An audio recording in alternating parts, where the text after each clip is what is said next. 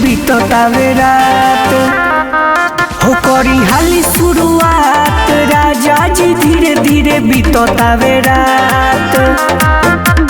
सट जाई जैसे सटे फेविकॉल, सट जाई जैसे सटे फेविकॉल, हाली से दिया बुता दी जैसे नदी बीचे हो जैसे नदी बीचे नैया हिलोर मारे जवनिया हिलोर मोर मारे। जैसे नदी बीचे नैया हिलोर मारे जवनिया हिलोर मोर मारे।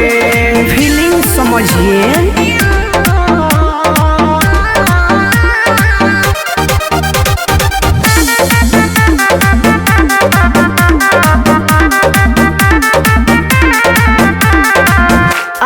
धल कोरा नानी होरा करवावो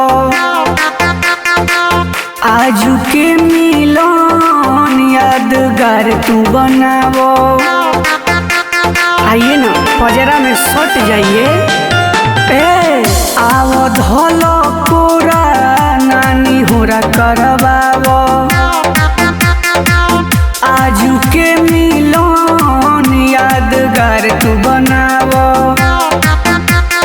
बरत रही जैसे बरेला बोल, बरत रही जैसे बरेला बोल, जोर दी तार पियाजी जैसे नदी बीचे हो जैसे नदी बीचे नैया हिलोर मारे जवनिया हिलोर मोर मारे। जैसे नदी बीचे नैया हिलोर मारे जवनिया हिलोर मोर मारे।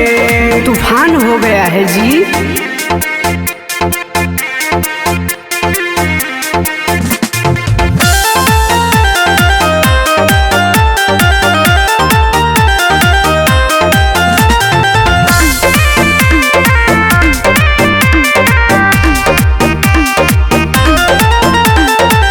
बात मानो चंदन सैयनिया तू आवो ऐसे जोनी चटैया तू भुइया बिछावो। अरे भुइया मत बिछाई आई चदरा में गदरा कोई जाओ। एहो बात मानो चंदन सैयनिया तू आवो ऐसे जोनी चटैया तू भुइया बिछावो।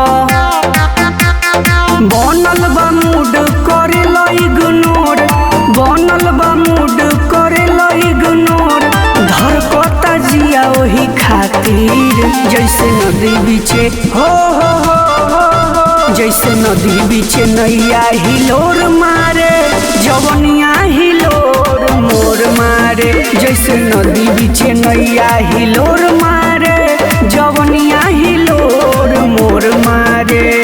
लागता कि समुद्री तूफान आ जाई।